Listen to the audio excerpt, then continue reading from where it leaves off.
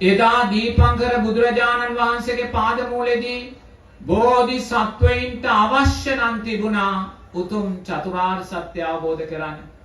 නමුත් බෝධිසත්වයෝ චතුරාර්ය සත්‍ය අවබෝධ කරන්නේ උන්වහන්සේ සංසාරයට බහිනවා සාරා සංක කල්ප ලක්ෂ ගානක් දසපාරමී ධර්මයන් පුරනවා. බුදුරජාණන් වහන්සේ පසු කාලීනව කියනවා ආනන්ද මම මේ ආවා වූ දීර්ඝ පාරමී ගමනේදී මහා සාගරයේ ජලයට වඩා රුධිරය දන් දුන්නා ආනන්ද. මහා පොළවේ පසට වඩා ශරීර මාංශ දන් දුන්නා ආනන්ද. විසවක් බිරිඳක් රටක් රාජ්‍යයක් දරුවෙක් මුණුබුරෙක් සෑම දෙයක්ම මන් දන් දුන්නා. කුමක් උදෙසාද පින්වතුනි? ඔබත් මමත් මේ මොහොතේ ලබන මේ ධර්මයේ සැනසීම උදෙසා. ඔබේ හෘද සාක්ෂියට තට්ටු කරලා අහන්නේ. ඔබත් මමත් මේ අහන චතුරාර්ය සත්‍ය උදෙසා බෝධිසත්වයෝ මහා සාගරයේ ජලයට වඩා රුධිරය දන් දුන්නා. මහා පොළවේ පසට වඩා ශරීර මාංශ දන් දුන්නා. සක්විති රජ පදවි කී දහහක් දන් දුන්නද පින්වතුනි? ඔබටත් මටත් මේ උතුම් චතුරාර්ය සත්‍ය මේ මොහොතේ අහන්න සලසන්නේ. අපි කෘතවේදී වුණාද? හෘද සාක්ෂියට තට්ටු කරලා අහන්නේ. මේ චතුරාර්ය සත්‍ය අස්සන්න මෙවන් කැපවීමක් බෝධිසත්වය කරද්දී අපි තාමත් ඒ කැපවීමට බුදුරජාණන් වහන්සේට කෘතවේදී වුණේ නැහැ. ඊළඟට උන්වහන්සේ සිදුහත් කුමාරය හැටියට උපදිනවා. රාම්‍ය සුරාම්‍ය සුභ මාලිගා ලබනවා. සක්විති රජකමේ උරුමය ලබනවා. දෙතිස් මහා පුරුෂ ලක්ෂණයන්ගෙන් යුත් රූපයක් ලබනවා. යසෝදරාව රාහුල වැනි පිනැති සුන්දර ප්‍රණීත දරුවන් බිරිඳන් ලබනවා. මේ සෑම දෙයක්ම අලුයම එළියට දාන කෙළපිඩක් වගේ අතහැරියා. ඇයි පින්වතුනි? ඔබටත් මටත් මේ උතුම් චතුරාර්ය සත්‍ය අහලා මේ මොහොතේ ලබන සැනසෙල්ල ලබලා දෙන්න. බලන්න ඔබේ හෘද සාක්ෂියට තට්ටු කරලා අහන්න. අපි බුදුරජාණන් වහන්සේට කෘතවේදී වුණාද? සක්විති රජකම් පදවිය අතහැරියා. අර සුන්දර දෙතිස් මහා පුරුෂ ලක්ෂණයන්ගෙන් බබලන රූපය කෙරෙහි තෘෂ්ණාව අතහැරියා. රාම්‍ය සුරාම්‍ය සුභ මාලිගා අතහරිනවා. පින්වතුනි මෙවන් කැපවීමක් කළත් තාමත් ඔබත් මමත් බුදුරජාණන් වහන්සේට කෘතවේදී වුණේ නැහැ. ඊළඟට උන්වහන්සේ මොකද කරන්නේ? ගිහිගේ හැර යනවා. 6 අවුරුද්දක් දුෂ්කර ක්‍රියා කරනවා. බුදුරජාණන් වහන්සේ පසු කාලීනව ආනන්ද ස්වාමීන් වහන්සේට දේශනා කරනවා. ආනන්ද මට මාර්ගය කියලා දෙන්න කෙනෙක් හිටියේ නැහැ, ගුරුවරයෙක් හිටියේ නැහැ. ආනන්ද මං දුක තුලින්මයි දුක ජය ගන්නවා කියලා හිතුවේ. මම මගේ ශරීරයට අප්‍රමාණ දුක් දුන්නා ආනන්ද. එදා මගේ උදරය කියලා පිටකොන්ද කියලා දෙකක් තිබ්බේ නෑ ආනන්ද. පිටකොන්ද අල්ලනකොට උදරය යහුනේ, උදරය අල්ලනකොට පිටකොන්දයි යහුනේ. ඒසා මම මේ ශරීරයට දුක් දුන්නා ආනන්ද. ආනන්ද මං සමහර දාට වැළඳුවේ එක කඩල ඇටයක් විතරයි. මම සමහර දාට වැළඳුවේ එක බත් ඇටයක්, එක මුං ඇටයක් විතරයි. ඊට වඩා දෙයක් මම මේ ශරීරයට දුන්නේ නෑ ආනන්ද. ඇයි පින්වතුනි? දුක තුලින්මයි දුක ජය ගන්නවා කියලා හිතුවේ. ඒ නිසා මං අප්‍රමාණ දුක් දුන්නා. ආනන්ද දැම්මට දෙපයින් අවිදින්න බෑ. මං කැලේ බඩගාමින් ජීවත් වෙන්නේ. ආනන්ද මං බඩගාමින් කැලේ ඇතුලේ යනවා, ඇතුලෙන් ඇතුලට යනවා. මට කුසගිනි දැනෙද්දී අර ගොපලු රෑන් හරක් රංචු ඉන්න තැනට යනවා. එළදෙනුන්ගේ තන පිඩු වලට කට කියලා මං කිරි උඩා බොනවා ආනන්ද.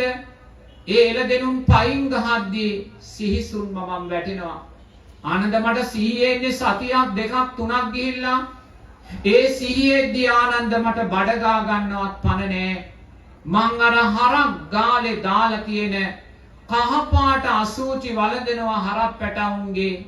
ඒ අසූචි වළඳද්දී ආනන්ද මට අපුලක් දුගදක් දැනුන් නැහැ කියලා සූත්‍රගත ධර්මයේ සඳහන් වෙනවා. පින්වතුනි බෝධිසත්වයින්ට හරක් පැටව දාපු කහපාට අසූචි වළඳද්දී අපුලක් දුගදක් නොදැනුනේ ඇයි පින්වතුනි?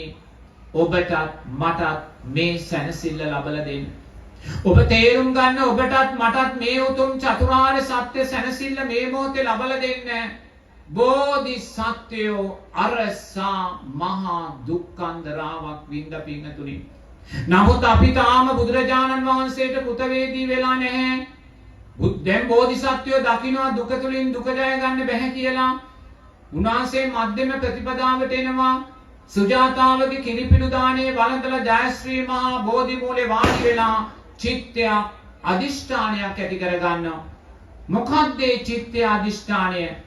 මාගේ ලේ මස් සම්මැටනහර වියලේවා සම්මා සම්බුද්ධ රාජ්‍ය අවබෝධයෙන් තොරව නැගිටින්නේ නැහැ කියලා.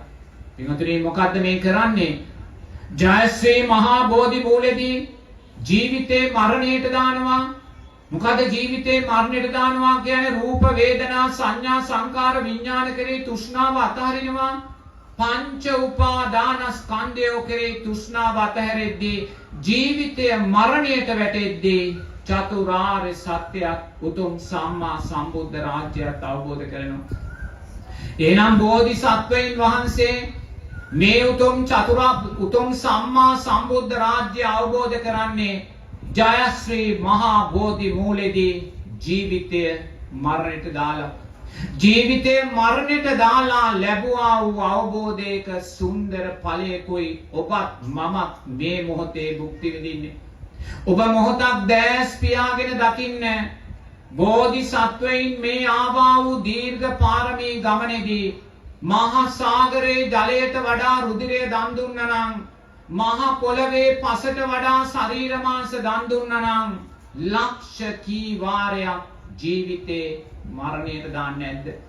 මහා සාගරයේ ජලයට වඩා රුධිරය දන් දීලා ලක්ෂ කී වාරයක් ජීවිතේ මරණයට දාන්නේ නැද්ද? පින්වතුනි ලක්ෂ කී වාරයක් ජීවිතේ මරණයට දාලා ලැබුවා වූ සුන්දර ධර්මයක ඵලයක්ද ඔබත් මමත් මේ මොහොතේ භුක්ති විඳින්නේ. පින්වතුනි අපි කෘතවේදී වුණාද? තාම අපි කෘතවේදී වුණේ නැහැ. ලක්ෂ කී වාරයක් ජීවිතේ මරණයට දැම්මද මේ උතුම් සම්මා සම්බුද්ධ රාජ්‍ය උදෙසා? තාම අපි කෘතවේදී වුණේ නැහැ. තාම අපිට පුළුවන්කමක් ලැබුණේ නැහැ. පංච උපාදානස්කන්ධයේ අනිත්‍යභාවය දකින්න. අපේ සීලය ආර සීලයක් කරන්න. අපේ සද්ධාව අචල සද්ධාවක්වත් කරගන්න අපිට පුළුවන්කමක් ලැබුණේ නැහැ. අරසා බෝධිසත්වයන් අප කෙරෙහි කැපවීම කළා.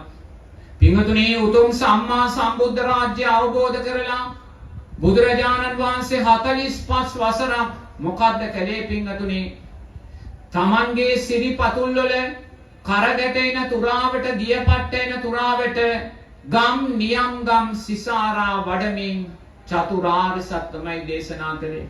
කුසලයට මාර්ගයමයි සුගතියට මාර්ගයමයි දේශනා කළේ. පින්වතුනි අවසානයේ පිරිනිවන් මංචකේ සැතපෙනවා. බුදුරජාණන් වහන්සේ පිරිනිවන් මංචකේ සැතපෙන්නේ අවුරුදු 45ක යුග මෙහෙවරක් අවසන් කළා නෙමේ.